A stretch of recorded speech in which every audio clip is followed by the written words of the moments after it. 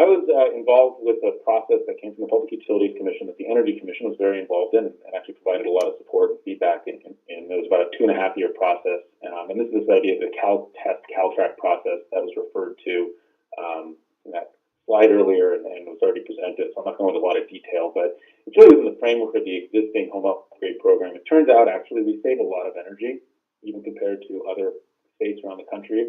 We actually do pretty well, but from a market standpoint, the tools we're using, we're doing some over predictions. There's some concern, and it was really creating a constrained market that was hard for innovation to occur and hard for kind of industry to scale upon.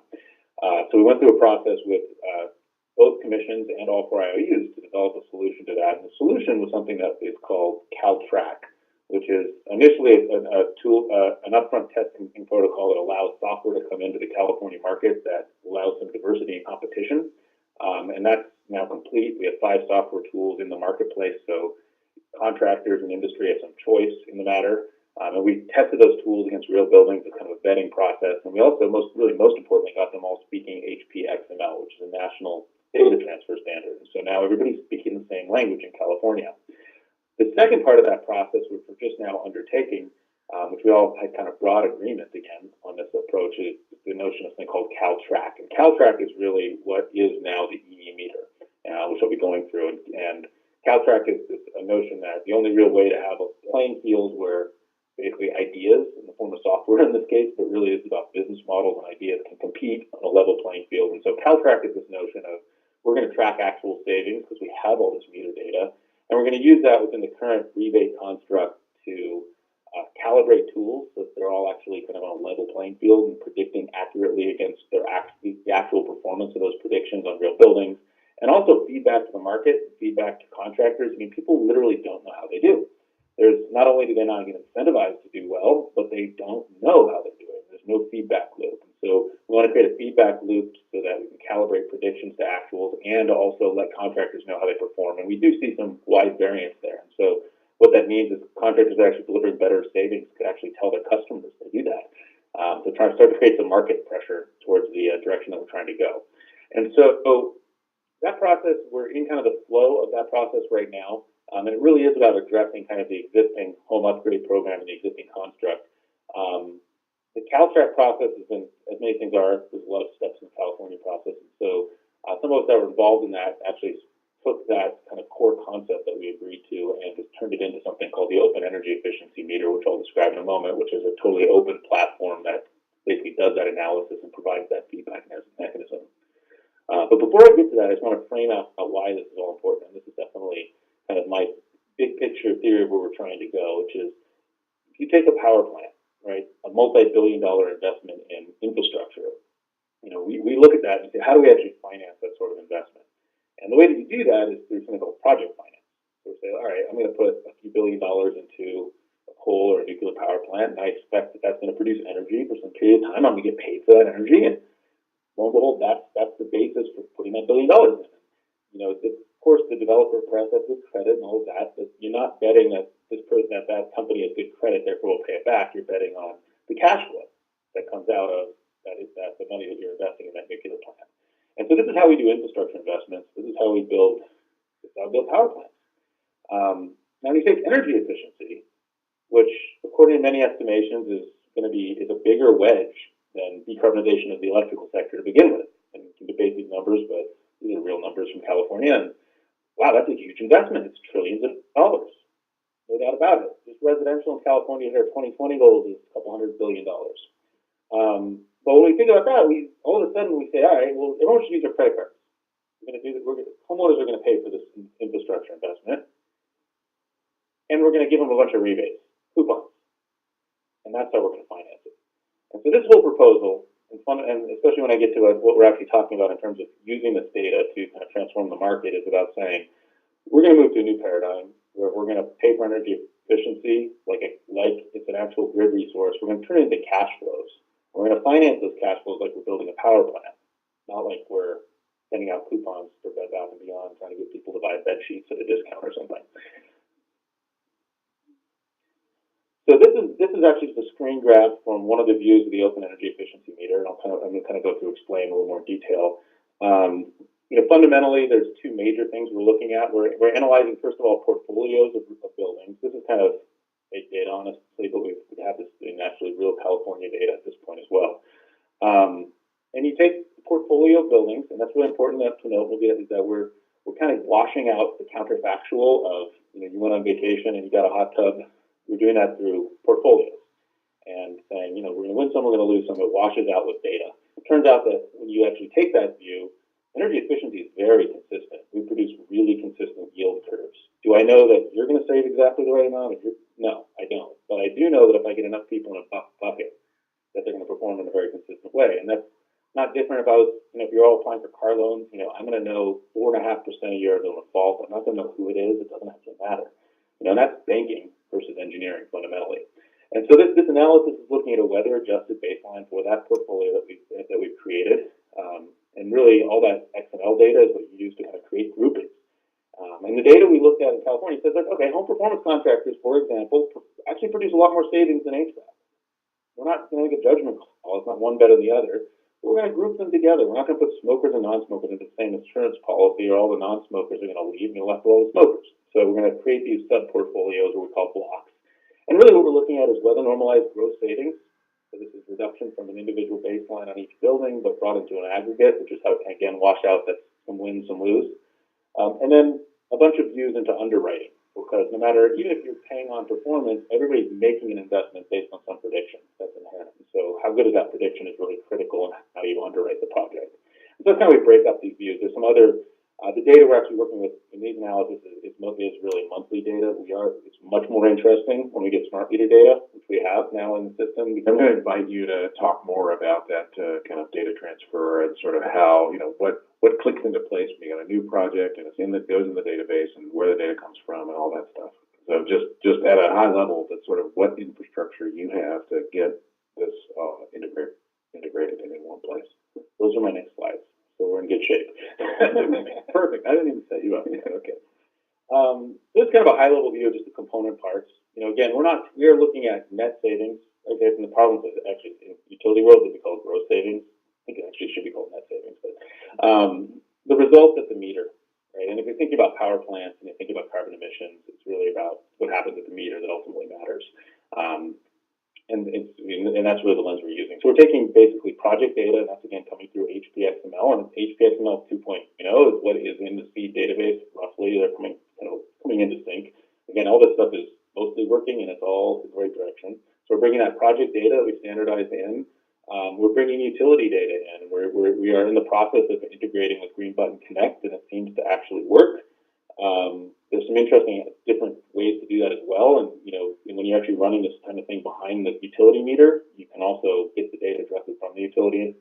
And if everyone's using the same calculation method, it starts not matter that much necessarily. But we do want access to the data for a variety of reasons, regardless. So we're bringing data using Green Button.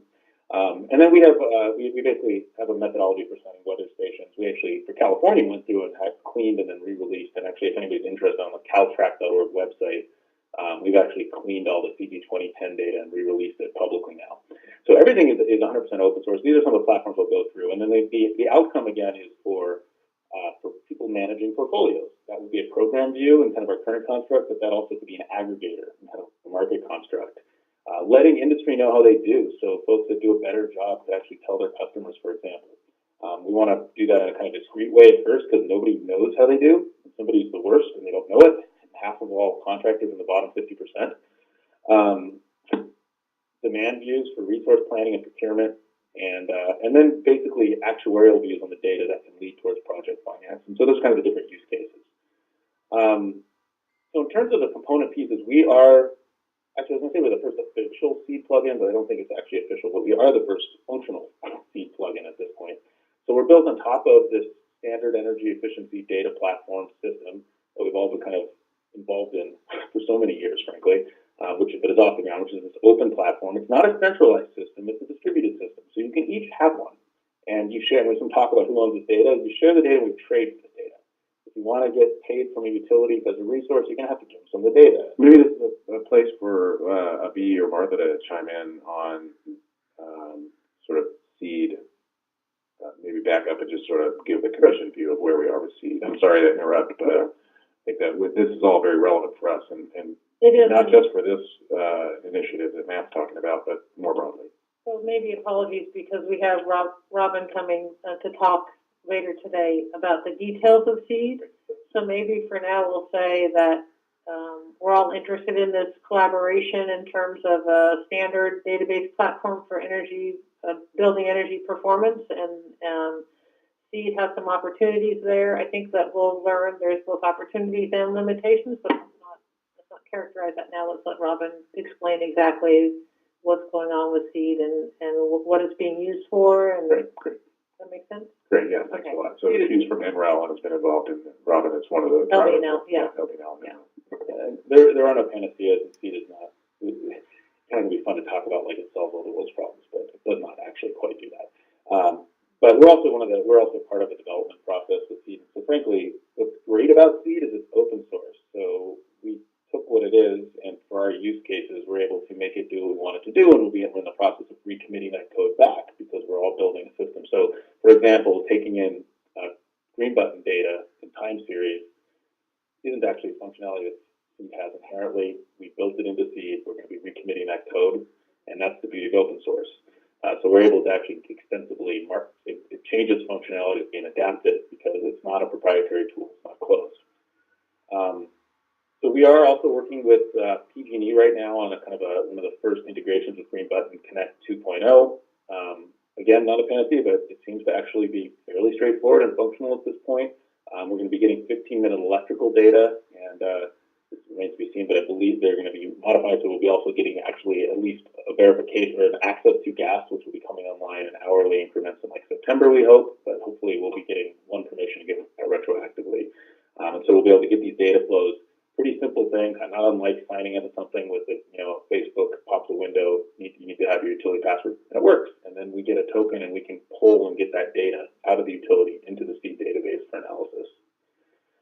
The calculation methodology that we're using, which really came out of this process that Bill Penny and Rashi were very involved in, and there's a large group of stakeholders, which is really what's built into the OpenE meter. We're actually putting through an ANSI process that just got underway, a joint process with ACA and BPI, which if anybody knows the history there is kind of amazing, which is the idea that this is really the weights and measures we're going to be betting on in the future, and we need a consensus process around that. And whatever modifications happen to that approach that we're taking will get rebuilt into the tool.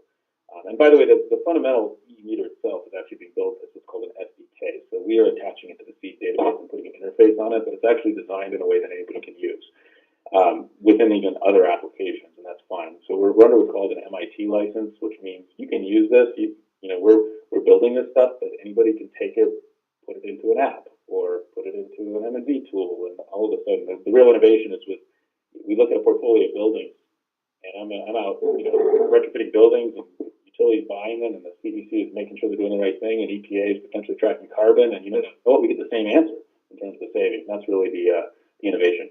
Can you just clarify?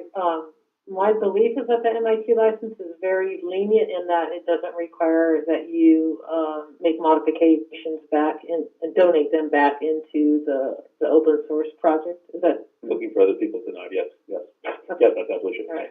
It's a very lenient license, and that's the intention basically. Is that we want innovation to be built on top of this, and that's written in Python, and I don't know how many tens and tens of thousands of Python developers there are in California at this point. So another open platform. So that's kind of what it is, and making a lot of headway, and it's, I think, really exciting that we're actually all kind of pulling all the pieces together. Today is actually a really great day to be up here, because yesterday there was a proposal put into the California Public Utilities Commission through a third-party workshop proceeding that's going on that was put forward by NRDC in turn, but also supported by the California Energy Efficiency Industry Coalition, Efficiency First, SoCal REN, and maybe most interestingly today is PG&E.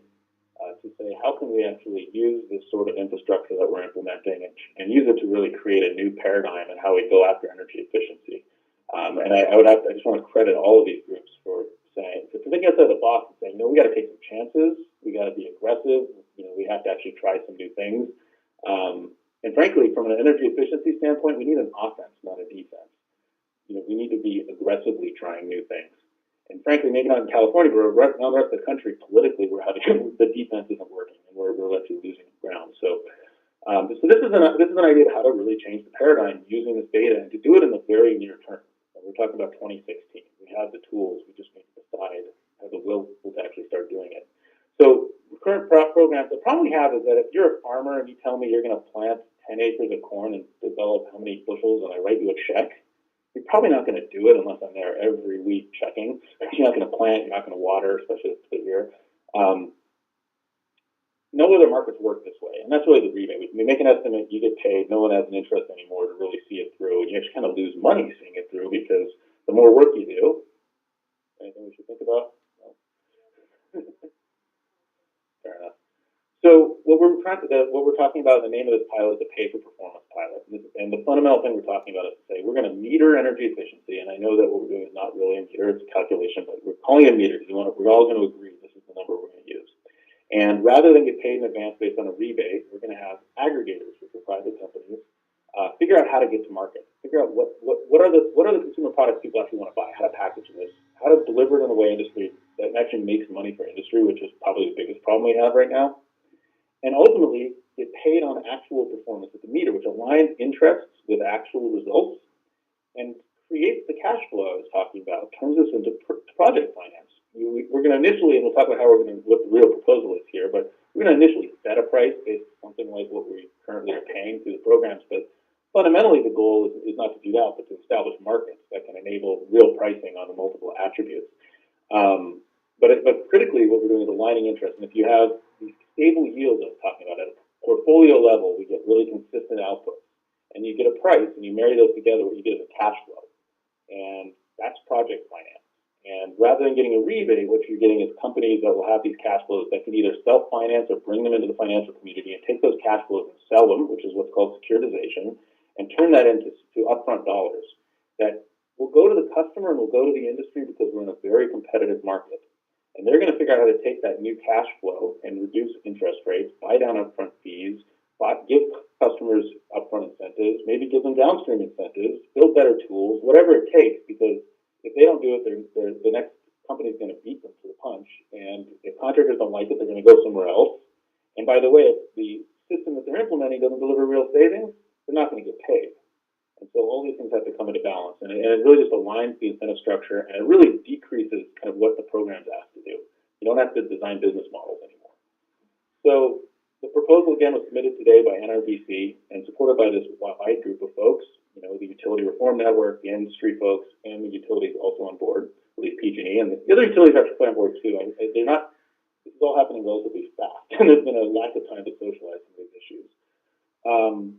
The real plan, and there's a little more detail to this, is that we start this in 2016. We have a 2-year period where projects completed in a 2-year period get paid based on a number of, next bullet point, but it's paid for 3 years on performance on a biannual basis based on the meter results. And we establish a value for the savings initially that is somewhere between how much we're paying in incentives per kilowatt hour in BTU saved today and the actual total price of the overall program. That's a big range, by the way, but we want to be a discount from the really expensive savings that we have, but recognizing that program administrative cost is going to be something that will be picked up by industry. And the program becomes something a little different, you know, it's focused and more really similar fundamentally to what regulators do in other contexts, which is protect the customer, establish weights and measures, and regulate a marketplace. And the market I'm talking about is how we actually establish this price for energy efficiency that takes into account time, location, reliability, and volume. But you don't have to micromanage how it's delivered anymore. So the goal is basically that we want to align incentives with the actual results to occur, which is really critical, so that you actually get paid for doing a better job. So if you actually go out, and which, you know, we don't have to debate what the right solution is or what the perfect energy output is. If you deliver real savings, and it's net of everything, if it means you train your crews better and they install insulation better and you save more energy, and that makes financial sense, you win. And if it's a home energy management system and people behave better, everybody wins. It's net of kind of individual measures. It's about results. And then critically, we're focused. I mean, I think the goal here is to create, I think of it as like a fire hydrant that all these business models can plug into. There's one particular area that is of a significant interest, especially in this first pilot phase, which is that we have these residential PACE programs, which are absolute juggernauts. They did roughly 2 times the investment investor-owned utility and local government programs and project volume in terms of dollars. We have no idea how much energy they saved, and neither do they. And they get a lot of criticism. Oh, well, you guys don't care about energy efficiency. And I know them, they all care about it, but when they wear their CEO hats or whatever, they have no reason to care about it. They go to their board and their investors. How do they explain to them why they should care about energy savings? They don't get paid that way. So the really kind of critical public policy purposes serves as well is we get attribution for the utilities, which everybody loves. I want to point out on that point, actually, too, that when back in the ARA period, there was an initial focus on pace, and this was even before the FHFA sort of ran on everybody's parade. There was a lot of concern that there was nothing like this, and there was really no kind of credible and low-touch ability to evaluate projects for energy efficiency, for energy savings, and to sort of, there was a lot of hemming and hawing and pulling of hair about, okay, well, how do we make sure that these investments, are cash flow positive, and how do we let only in, how do we only let in the projects that are going to really produce the deep energy savings? So now we have all these PACE programs that are going on, and the most successful of them are the ones that are asking the least number of questions in terms of, energy efficiency results, right? They're relying on the contractor population and the homeowners to say, hey, this is in my best interest. I want to finance this project. There's some energy savings that come into play along the way. That's great. But it's about home value. It's about comfort. It's about all sorts of things that are intangible from the energy billing perspective, right? So I think, so we have this resource that is clearly providing something that people want that has an energy component. The question is, how can we, I think we're getting close with this to having an additional cash flow stream that helps orient the marketplace somewhat towards the social goal that we're all looking for, but then also doesn't create so many strings and barriers that it slows down the marketplace. And so I think I'm kind of grokking what you're saying here, and I'm very excited about it for that reason. And that is absolutely the goal. Like I said, when we did for the Caltech process, we did this analysis on the actual performance, weather normalized, and it's about a year old now. And it turns out home performance, for example, and people doing deep retrofits works, and you see substantially larger energy savings. Just no one's ever measured it. And so, and I'm talking with these PACE providers. We're implementing the meter right now with renewable funding, for example. They want to know. They're nervous actually because they don't know, but they want to know how much they're saving. It'll behoove them to start to look at what contractors and what types of projects save more energy. And the reason they care is that those become more profitable to them because they get paid.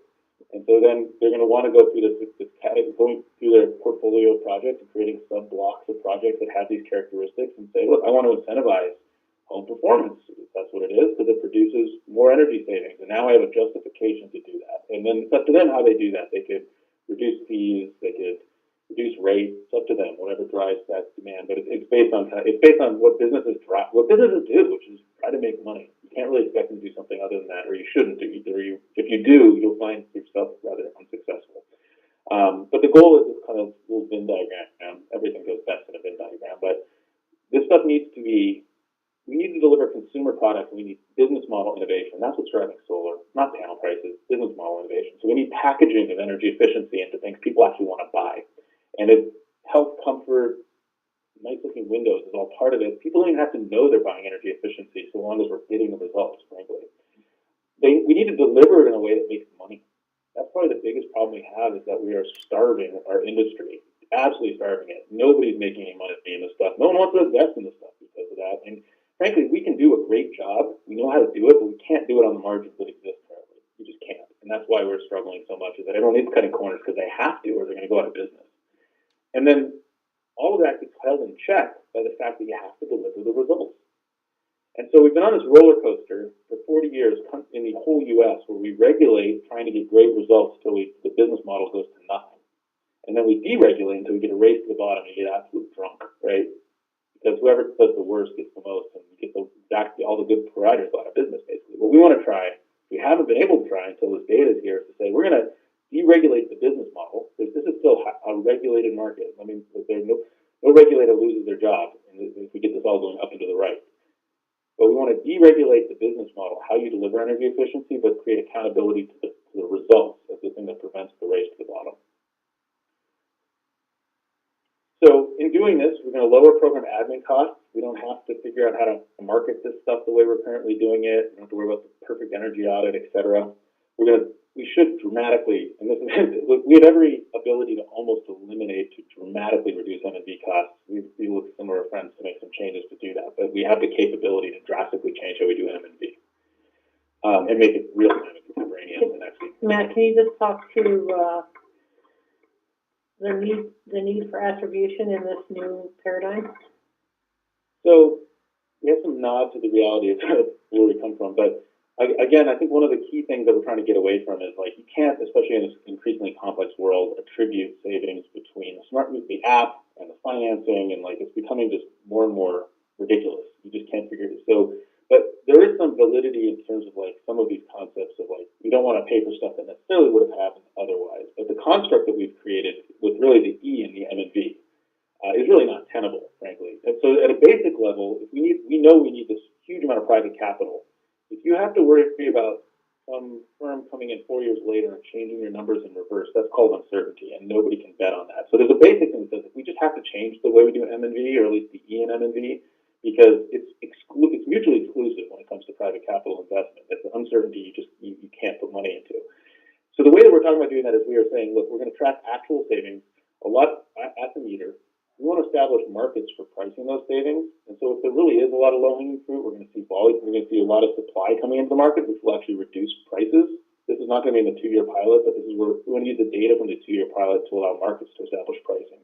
And so markets will actually counteract some of the issues of like overpayment, because again, more supply will decrease prices.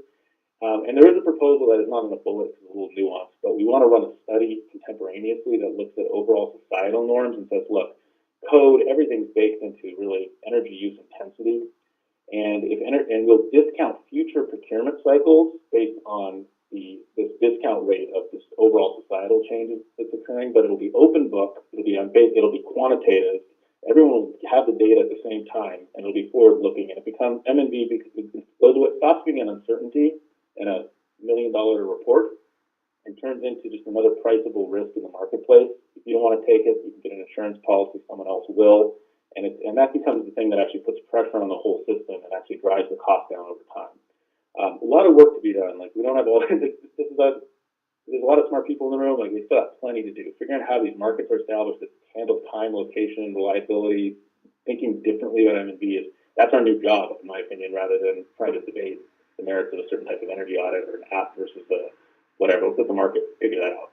So let's keep it moving a little bit. I think that was a perfect segue actually to the kind of the CSI, project level. How we're gonna, yeah, great. So the last slide, I think, is kind of a summation in terms of this. Yeah, this is some real data that we looked at as PG&E, and it said, go ahead. This is some of the PG&E houses, gas houses, basically, that we have data clean. And so there's some realization rate problems, but my point is, if you try to bet on any individual asset, you're in trouble. When you go to a homeowner and say, you're going to save money, well, that's kind of baloney, frankly. We don't know that, even if we know it on average. But when you take another cut, and this is kind of the difference between uncertainty and risk, betting on individual bullet points on this, that's risk, that's uncertainty. You take and you look at it, also you take that and you convert it, you look at it in the form of standard deviation, and this is where it becomes risk. Look at how nice that curve is. Very, very reliable. If I get enough of these projects, I get this really smooth curve. And it's a really broad curve, so I want to start segmenting it, and I want to reduce that variance in these curves, but it's very reliable. And the fact that it gets these reliable yields makes it something you can bank on. And even when we look at it through the lens of contracts with no feedback, nobody even knows how they're doing, we're already seeing that it's a pretty stable asset. You know, the little red dots, the average, these are real contractors. The gray line, the confidence interval, statistically, that means they're all kind of the same-ish. And this is with no feedback mechanism whatsoever. And so my point is just that energy efficiency, the way we've been thinking about it, is this really uncertain proposition, but you start looking at it through this lens of data and thinking about it as a commodity and through a portfolio lens, and it becomes very manageable and starts to look just like other commodities, but frankly more stable. So I'm very excited. Thank you for this, and I think that we are really at an important moment where we can take a huge step forward. So thank you. Thanks a lot, man.